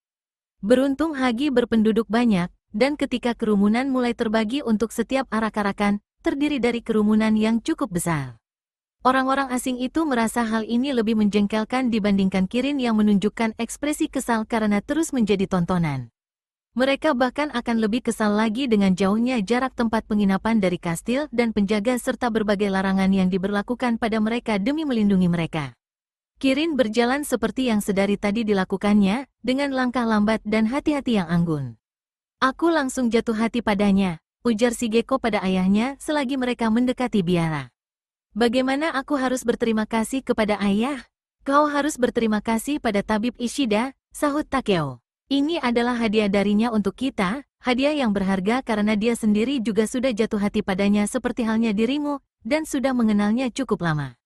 Dia akan tunjukkan cara merawatnya. Sungguh indah memiliki sesuatu seperti itu di Hagi, seru Mori Hiroki saat melihatnya. Betapa diberkatinya 3 negara, dan Shigeko juga berpikir begitu. Bahkan Tenba tampak terpikat oleh Kirin, berlari ke pagar bambu untuk memeriksa dan menyentuhkan hidung perlahan padanya. Satu-satunya hal yang Shigeko sedihkan yaitu Hiroshi akan segera pergi. Tapi saat teringat kejadian tadi pagi, berpikir mungkin memang sebaiknya laki-laki itu pulang. Sewaktu kembali ke kediaman setelah menyambut Kirin, Takeo langsung bergegas menemui Kaede. Istrinya tampak duduk di beranda di sisi utara kediaman, sedang bicara dengan Taro, putra sulung si tukang kayu, Shiro. Dia dan ayahnya kembali ke Hagi untuk membangun kembali kota itu setelah gempa. Takeo memberi salam dengan ceria, dan Taro menjawab tanpa sungkan karena masa lalu mengikat hubungan mereka dalam jalinan persahabatan. Sudah lama aku hendak menciptakan figur Dewi Wulas Asih, tutur Taro, seraya menatap kedua tangannya seolah berharap tangan itu bisa memberi jawaban. Lady Otori punya usulan. Kau tahu rumah di dekat tepi pantai, kata Kaede. Rumah itu sudah kosong selama bertahun-tahun, sejak Akane meninggal.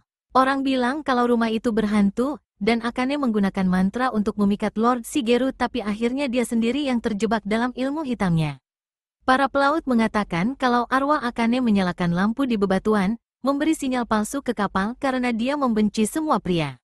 Kita runtuhkan saja rumahnya lalu menyucikan tamannya. Taro dan adiknya bisa membangun kuil baru untuk Dewa Kanon, dan patung yang melambangkannya akan memberkati pesisir dan teluk. Chiyo menceritakan tentang kisah Akane ketika aku masih kecil, sahut Takeo. Tapi Shigeru tak pernah menceritakannya, begitu pula tentang istrinya. Mungkin arwah kedua wanita yang telah berpulang itu pada akhirnya bisa beristirahat dengan tenang, kata Taro. Aku membayangkan bangunan kecil kita tak perlu menebang pohon-pohon pinus tapi akan membangun di sela-sela pepohonan itu. Kukira dengan atap rangkap 2, dengan lekukan tajam seperti ini, dan sambungan siku yang saling mengunci untuk menyangganya. Diperlihatkannya pada Takeo sketsa yang telah dibuatnya untuk bangunan itu. Atap yang lebih rendah menyeimbangkan atap di atasnya, memberi kesan tampilan yang kuat serta lembut. Kuharap bisa memberi penghormatan yang sama kepada yang diberkati. Kuharap tadinya bisa menunjukkan sketsa sang dewi, tapi figurnya tetap tersembunyi di balik kayu hingga tanganku menemukannya. Kau akan memahat dari satu pohon? Tanya Takeo. Ya, saat ini aku sedang memilih pohon yang tepat. Mereka membicarakan tentang berbagai jenis pohon, usia kayu, dan semacamnya. Kemudian Taro meninggalkan mereka berdua. Rencana yang bagus, ujar Takeo pada Kaede sewaktu mereka tinggal berdua. Aku menyukai rencana itu. Rasanya aku punya alasan khusus untuk bersyukur pada sang dewi, kata Kaede pelan. Rasa mual tadi pagi, yang pulih dengan cepat. Istriku sayang, gumamnya, dan karena mereka hanya berdua, Takeo memeluknya. Aku malu, kata Kaede, seraya tertawa kecil. Aku sepertinya terlalu tua untuk hamil. Shigeko sudah menjadi wanita, namun aku juga bahagia. Kukira aku tak bisa hamil lagi, mengira kesempatan kita memiliki anak laki-laki sudah sirna. Aku sudah sering bilang padamu, aku bahagia dengan ketiga putri kita, ujarnya. Bila nanti kita tambah satu anak perempuan lagi, aku akan gembira. Aku tidak ingin mengatakannya, bisik Kaede. Tapi aku yakin yang satu ini laki-laki. Takeo mendekap istrinya, berpikir tentang mukjizat dari makhluk baru yang tumbuh dalam tubuh istrinya. Mereka tak bicara selama beberapa waktu, bernapas dalam kedekatan. Kemudian langkah kaki pelayan di lantai papan beranda menarik mereka kembali ke dunia nyata. Apakah Kirin tiba dengan selamat? Tanya Kaede. karena Takeo sudah mengungkapkan hadiah kejutan itu pada istrinya. Ya, kemunculannya sangat kuharapkan. Si Gecko langsung jatuh hati padanya. Seluruh penduduk diam dalam kekaguman. Bisa membuat orang otori terkagum-kagum adalah prestasi yang sangat baik, sahut Kaede. Kuharap mereka sudah mengubah nyanyian tentang hewan itu. Aku akan pergi melihatnya sendiri nanti. Kau tak boleh berpanas-panasan, kata Takeo cepat. Kau jangan terlalu lelah. Ishida harus menengokmu, dan kau harus melakukan semua yang dimintanya. Ishida juga tiba dengan selamat. Aku senang, lalu bagaimana dengan si kecil Chikara? Mabuk laut berat, dia malu dengan hal itu. Tapi gembira bertemu kakaknya. Takeo terdiam sesaat, lalu berkata, kita tunda dulu soal pengangkatan mereka sampai anak kita lahir. Aku tak ingin melambungkan harapan yang kelak tak bisa terpenuhi, atau menciptakan kerumitan nantinya. Yang Arif, sahut Kaede setuju. Meski aku takut Zenko dan Hana akan kecewa. Hanya ditunda, Takeo menekankan.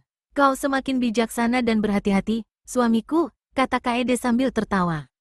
Sudah semestinya, sahutnya. Kuharap kini aku dapat mengendalikan sikap tergesa-gesa dan ceroboh. Takeo menimbang-nimbang apa yang mesti dikatakan selanjutnya, dan tiba pada satu keputusan, berkata, ada penumpang lain dari Hofu. 2 orang asing, dan seorang wanita yang menerjemahkan mereka.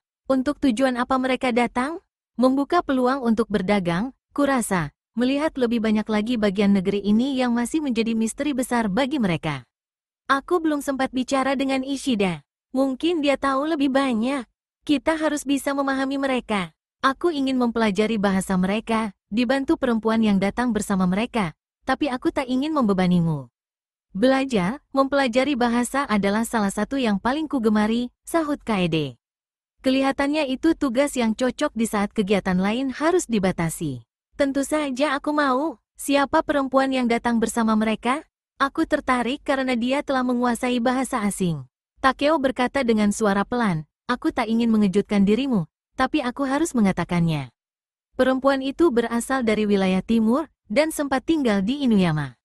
Dia lahir di desa yang sama denganku, dari ibu yang sama. Dia adik perempuanku, adik yang kau kira sudah tiada, tanya Kaede tercengang. Benar, adikku, Madaren. Kaede mengernyitkan dahi. Nama yang aneh, nama itu cukup umum digunakan di kalangan kaum Hiden. Dia berganti nama, kurasa, setelah peristiwa pembantaian itu. Dia dijual ke rumah bordil oleh prajurit yang membunuh ibunya, ibuku, dan kakak perempuanku. Dia melarikan diri ke Hofu, dan bekerja di rumah bordil lainnya, tempat di mana dia bertemu orang asing yang bernama Don Joao. Dia fasih berbicara dalam bahasa mereka. Bagaimana kau tahu semua ini? Kami kebetulan bertemu di penginapan di Hofu. Saat itu aku menyamar untuk bertemu terhadap Fumio untuk memintanya menghentikan penyelundupan senjata. Kami saling mengenali. Setelah sekian tahun, Kaede menatap Takeo, setengah bersimpati, setengah tak percaya. Aku yakin itu dia. Kami bertemu satu kali lagi, hanya sebentar, dan aku semakin yakin. Aku menyelidiki tentang dirinya dan tahu sedikit riwayat hidupnya. Kukatakan padanya kalau aku akan menjamin hidupnya tapi tidak ingin bertemu dengannya lagi. Jarak di antara kami sudah begitu lebar. Tapi kini dia datang ke sini. Wajar kalau dia tertarik dalam pergaulan orang asing, karena inti ajaran mereka serupa dengan kaum Hiden. Aku takkan mengakuinya sebagai saudaraku, tapi desas-desus mungkin akan tersebar, dan aku ingin kau mengetahui kebenarannya dariku. Kurasa dia bermanfaat bagi kita sebagai juru bahasa maupun guru. Sepertinya Kaede berusaha menyembunyikan kekagetannya dan bicara secara masuk akal. Bisakah kau bujuk dia untuk menjadi mata-mata? Aku yakin dia bisa menjadi sumber informasi, dengan disengaja atau tidak. Tapi informasi mengalir dari 2 arah. Dia bisa berguna untuk menanamkan pemikiran kita pada kedua orang asing itu. Aku memintamu untuk memperlakukannya dengan baik, bahkan dengan hormat, tapi jangan pernah membicarakan tentang diriku padanya. Apakah dia mirip denganmu? Aku ingin sekali bertemu dengannya. Takeo menggeleng. Dia mirip ibunya. Kaede berkata, kau kedengaran sangat dingin. Tidakkah kau gembira menemukannya masih hidup? Kau tidak ingin membawanya masuk ke dalam keluargamu? Kukira dia sudah mati. Aku menangisi kematiannya serta kematian yang lainnya. Kini aku tidak tahu harus bersikap bagaimana. Aku sudah berubah menjadi orang yang berbeda dari bocah yang pernah menjadi kakaknya. Kesenjangan derajat dan status kami sudah menganga lebar. Terlebih lagi, dia penganut kepercayaan yang saleh, sedangkan aku tak mempercayai kepercayaan manapun, dan tidak lagi mengikuti kepercayaan masa kecilku. Aku curiga kalau orang-orang asing itu ingin menyebarkan kepercayaan mereka. Siapa yang tahu alasannya? Aku tak bisa membiarkan siapapun mengira bisa memengaruhi diriku, karena aku harus melindungi mereka semua dari kedua belah pihak. Mungkin alasan orang-orang itu untuk memecah belah rakyat kita. Tak seorang pun yang menyaksikan dirimu melakukan upacara di biara atau kuil merasa yakin akan ketidakpercayaanmu, ujar Kaede. Dan bagaimana dengan kuil dan patung baruku? Kau tahu kemampuanku sebagai pemain sandiwara, sahut Takeo dengan nada getir. Aku sungguh bahagia berpura-pura punya kepercayaan demi kepentingan stabilitas negara. Tapi bila kau salah satu orang hiden, mutlak tidak boleh berpura-pura bila sudah menyangkut masalah kepercayaan. Dirimu terpampang jelas oleh Yang Maha Melihat, tatapan tanpa belas kasihan Tuhan. Andai ayahku tidak memihak kaum hiden, mungkin dia masih hidup, pikirnya. Dan aku akan menjadi orang lain. Tentu Tuhan kaum hiden itu Maha Pengampun, kan, seru Kaede. Bagi penganutnya, mungkin, sedangkan yang lainnya dikutuk ke neraka untuk selamanya. Aku tidak percaya itu, sahut Kaede, setelah sesaat tenggelam dalam pikirannya. Begitu pula aku. Tapi itulah yang dipercayai kaum hiden, begitu juga orang-orang asing itu. Kita harus sangat berhati-hati dengan mereka bila mereka telah berpikir kita dikutuk, mereka mungkin merasa benar untuk memperlakukan kita dengan cara menghina atau keji. Dilihatnya Kaede agak gemetar, dan takut kalau istrinya merasakan suatu firasat. Pada bulan ke-8 tibalah festival Obon. Tepi pantai dan sungai dipenuhi orang, bentuk tarian mereka tampak jelas diterangi kembang api yang bersinar terang. Lampion yang tak terhitung jumlahnya mengapung di gelapnya permukaan air. Arwah orang yang mati disambut kembali, dirayakan dengan jamuan, lalu diucapkan selamat jalan dengan gabungan antara perasaan sedih sekaligus gembira, ketakutan dan kegembiraan. Maya dan Miki menyalakan lilin bagi Kenji yang amat mereka rindukan, tapi kesedihan mereka yang tulus tak menghalangi mereka dari kegiatan senggang baru, menyiksa Tsunaomi dan Chikara. Mereka menguping pembicaraan dan tahu ada usulan untuk mengangkat salah satu atau kedua anak itu. Melihat kasih sayang Kaede pada kedua bocah itu, mereka menduga itu karena kedua anak itu laki-laki. Mereka tak diberitahu tentang kehamilan Kaede, tapi sifat mereka yang selalu memerhatikan, akhirnya mereka tahu. Kenyataan bahwa hal itu tidak dibicarakan secara terang-terangan membuat mereka gelisah. Hari-hari di musim panas terasa panjang dan panas, semua orang mudah marah. Shigeko tampak semakin cepat memasuki masa kedewasaan dan menjadi makin menjauh. Dia lebih banyak menghabiskan waktu dengan ayah, membicarakan tentang kunjungan ke ibu kota tahun depan, serta hal-hal lain yang menyangkut urusan kenegaraan. Shizuka sibuk dengan administrasi Tribe. Si kembar tak diizinkan keluar berdua saja, tapi mereka sudah terampil dengan pelatihan Tribe. Meskipun tak diizinkan menggunakannya, namun rasa jenuh dan diabaikan membuat mereka mencoba hasil pelatihan mereka. Apa gunanya semua pelatihan itu bila tidak digunakan? Gerutu Maya pelan, dan Miki setuju dengannya.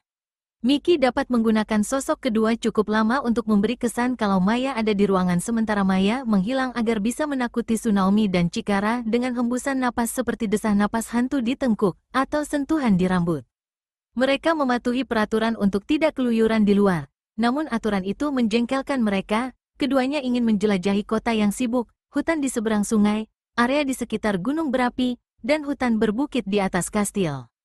Di sana ada goblin, kata Maya kepada Tsunaomi, dengan hidung panjang dan mata yang selalu mengintai. Maya menunjuk ke arah bukit, tempat pepohonan yang begitu lebat hingga kelihatan tak bisa ditembus. Dua layang-layang bergulung-gulung di atas mereka. Sore pada hari ketiga festival Obon, keempat anak itu berada di taman. Hari terasa menyesakkan, bahkan di taman, di bawah pepohonan, tetap saja terasa panas tak terkira. Aku tidak takut pada Tengu, sahut Tsunaomi. Aku tidak takut pada apapun. Tengu yang ini suka makan anak laki-laki, bisik Miki. Mereka memakannya mentah-mentah, seperti macan, sahut Tsunaomi seraya mengejek, sehingga membuat Maya makin kesal. Ia belum melupakan kata-kata Tsunaomi pada ayahnya, anggapan yang terucap tanpa disadarinya, tentang keunggulan anak lelaki, lagi pula, mereka hanyalah anak perempuan. Maya ingin membalas perkataan itu.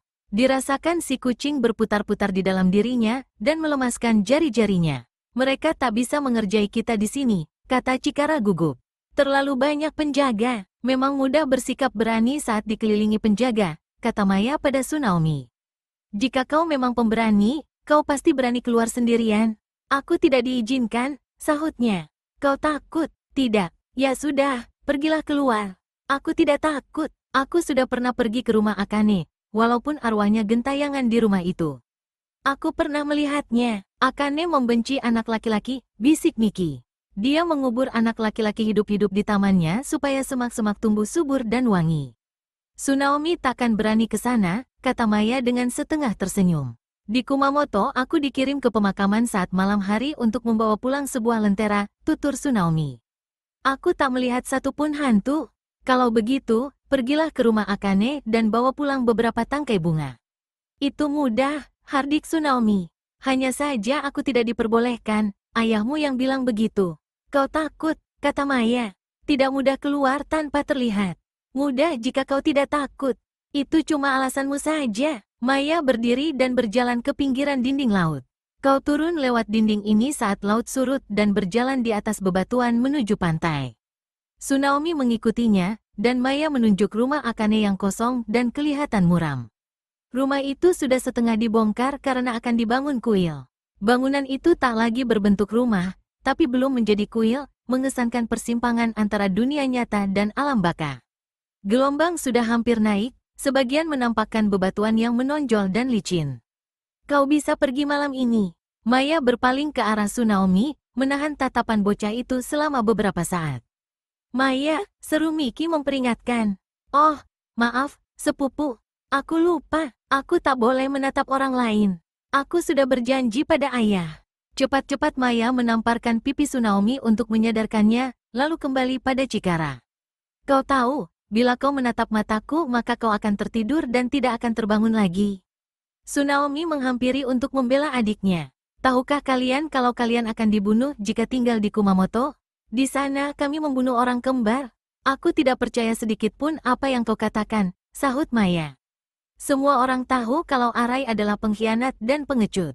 Tsunaomi menegakkan badan dengan bangga. Jika kau anak laki-laki, aku akan membunuhmu. Tapi karena kau hanya anak perempuan, aku akan ke rumah itu dan membawa pulang apapun yang kau minta. Saat matahari mulai terbenam, langit tampak cerah tanpa angin. Namun saat bulan mulai naik, gumpalan awan aneh berwarna kelabu berarak dari timur, melenyapkan bintang dan akhirnya menelan bulan. Laut dan daratan berbaur menjadi satu. Api terakhir masih mengepulkan asap di pantai, selain itu tak ada api lain lagi. Tsunaomi adalah putra sulung dalam keluarga ksatria. Sejak kecil dia dilatih dengan disiplin dan diajari untuk mengatasi rasa takut. Tak sulit baginya, meskipun baru 8 tahun, untuk tetap terjaga sampai tengah malam. Tsunaomi, meski dengan keberanian yang mantap, dia tetap gelisah, dan lebih takut karena tak mematuhi pamannya ketimbang bahaya terluka ataupun hantu. Para pengawal yang mendampinginya sejak dari Hofu tinggal di aula di kota atas perintah Lord Otori, penjaga kastil sebagian besar berada di gerbang dan di sekitar dinding depan. Pasukan patroli berjalan melintasi taman dalam jarak waktu yang teratur. Tsunaomi mendengar suara mereka melewati pintu yang terbuka dari ruangan tempat dia dan Chikara tidur, bersama dua pelayan yang merawat mereka. Kedua gadis pelayan itu tidur cepat, salah satunya mendengkur. Tsunaomi cepat-cepat berdiri, siap mengatakan kalau ia ingin ke kamar mandi bila mereka terbangun, namun tak satu pun dari keduanya bergerak. Di luar, malam terasa tenang. Kastil maupun kota sudah terlelap. Di bawah dinding, laut bergumam lembut. Hampir tidak bisa melihat apa-apa, Tsunaomi menghela napas panjang dan mulai meraba-raba jalan yang dilaluinya menuruni landaian besar di dinding batu besar yang dirapatkan. Beberapa kali mengira kalau dirinya terjepit, tak bisa naik atau turun, memikirkan tentang monster yang muncul dari laut, ikan atau gurita raksasa yang bisa menelannya ke dalam kegelapan. Laut terdengar meraung, kini lebih keras lagi. Bisa terdengar olehnya pusaran air di bebatuan. Ketika kakinya yang bersandal jerami menyentuh permukaan bebatuan, dia terpeleset dan hampir jatuh ke dalam air. Menggaruk berusaha mencengkeram sesuatu untuk pegangan, dirasakannya kulit kerang setajam pisau di telapak kaki dan lututnya. Ombak merayap di bawah tubuhnya, menyebabkan luka tadi terasa perih. Seraya menggertakkan gigi, dia bergeser sedikit demi sedikit bak kepiting ke arah api terakhir yang masih mengepulkan asap, menuju ke pantai. Pantai tampak kelabu pucat, ombak berdesis berbuih putih. Ketika sampai di atas pasir, dia lega merasakan kelembutan di telapak kakinya. Lalu berganti rumput kaku, Tsunaomi tersandung dan terus berjalan dengan merangkak ke hutan kecil tempat pepohonan pinus bermunculan di sekelilingnya. Suara burung hantu terdengar di atas kepala membuatnya melonjak terkejut, dan bentuk burung yang seperti hantu itu sesaat mengapung di hadapannya dengan kepakan sayap. Cahaya api berada tepat di belakangnya. Tsunaomi berhenti sebentar, meringkuk di balik pepohonan. Tercium olehnya bau damar yang terbawa asap api unggun tadi dan aroma kuat lainnya yang terasa manis dan memikat. Wangi tanaman di Taman Akane diperkuat dengan darah dan tulang anak laki-laki. Anak laki-laki sering disuruh pergi ke makam atau tempat eksekusi di malam hari untuk uji nyali. Tsunaomi sudah menyombongkan diri pada Maya kalau dia tak pernah melihat hantu. Tapi itu bukan berarti dia tak percaya akan keberadaannya, perempuan berleher panjang bak ular dan gigi setajam kucing, makhluk bermata satu serta tanpa tangan dan kaki, bandit tanpa kepala yang marah karena dihukum mati, orang yang mati penasaran, akan balas dendam dengan memangsa darah manusia. Tsunaomi menelan ludah dengan susah payah, lalu berusaha menahan gemetar yang semakin melemaskan tubuhnya. Aku adalah Arai Tsunaomi, katanya dalam hati, putra Zenko, cucu Daichi. Aku tak takut pada apapun. Dipaksa dirinya untuk berdiri, lalu berjalan ke depan, walau kakinya terasa berat, dan tak tahan ingin buang air kecil. Ia mencapai dinding taman, lekukan atap di belakangnya. Gerbang terbuka lebar, dinding mulai runtuh. Ketika melangkah masuk ke gerbang, tubuhnya terhalang sarang laba-laba, jaringnya lengket di wajah dan rambutnya.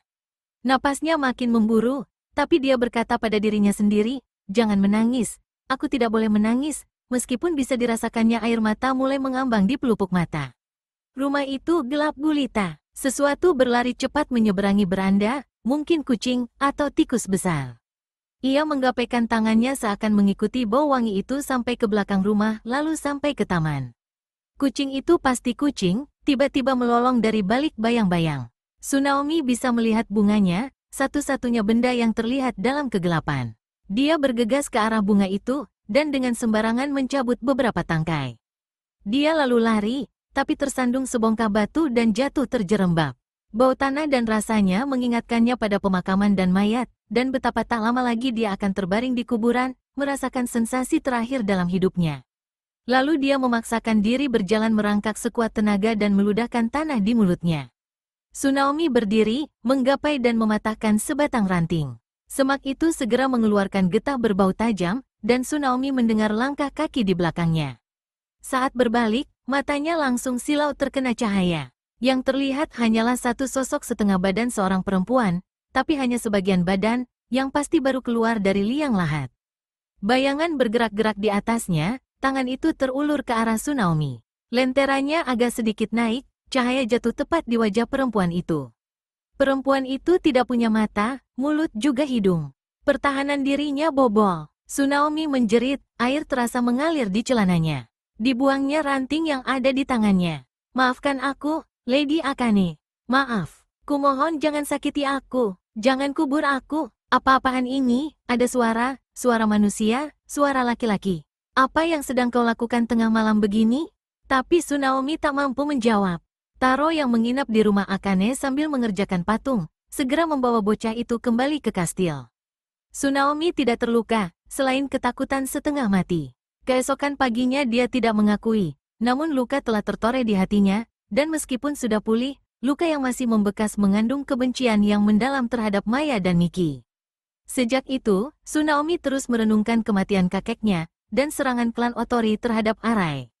Pikiran kanak-kanaknya mencari cara untuk menyakiti Maya dan Miki. Dia mulai mengambil hati para perempuan penghuni rumah itu, menebar pesona dan menghibur mereka, lagi pula sebagian besar dari mereka menyukai anak laki-laki. Tsunaomi merindukan ibunya, tapi nalurinya mengatakan bahwa ia bisa mendapatkan tempat yang tinggi dalam kasih sayang bibinya, Kaede, jauh lebih tinggi ketimbang pada si kembar. Takeo dan Kaede merasa gusar atas kejadian ini. Jika Tsunaomi terbunuh atau terluka parah saat dalam perlindungan mereka, terlepas dari kesedihan orang di kastil menyayangi kedua bocah, maka strategi untuk meredam dan membendung Zenko akan hancur berantakan. Takeo juga memarahi Tsunaomi atas ketidakpatuhan dan keberaniannya yang gegabah, dan menanyainya penuh selidik tentang alasannya, curiga kalau keponakannya tak akan melakukan hal itu tanpa ada yang memancingnya. Tidak butuh waktu lama untuk mengungkap kebenarannya, dan kemudian giliran Maya menghadapi kemarahan ayahnya. Kali ini Takeo lebih gusar pada Maya, karena putrinya tidak menunjukkan penyesalan ataupun rasa bersalah, dan tatapan matanya kejam dan tanpa belas kasihan, bak seekor hewan. Dia tidak menangis, bahkan ketika Kaede mengutarakan ketidaksenangannya dan menamparnya beberapa kali. Maya benar-benar keterlaluan, kata Kaede, berlinang air mata karena kesal. Dia tidak bisa tinggal di sini. Bila dia tak bisa dipercaya tinggal bersama anak laki-laki. Takeo mendengar kecemasan Kaede pada bayi yang dikandungnya. Ia tak ingin mengirim Maya pergi, ia merasa putrinya butuh pengawasannya, tapi ia terlalu sibuk untuk terus berada di samping putrinya. Tak baik menginginkan putri kandungmu pergi jauh, dan lebih menyayangi putra orang lain, kata Maya pelan. Kaede menamparnya lagi. Beraninya kau bicara seperti itu padaku, ibumu sendiri? Kau tahu apa tentang urusan negara? Semua yang kami lakukan ada alasan politis.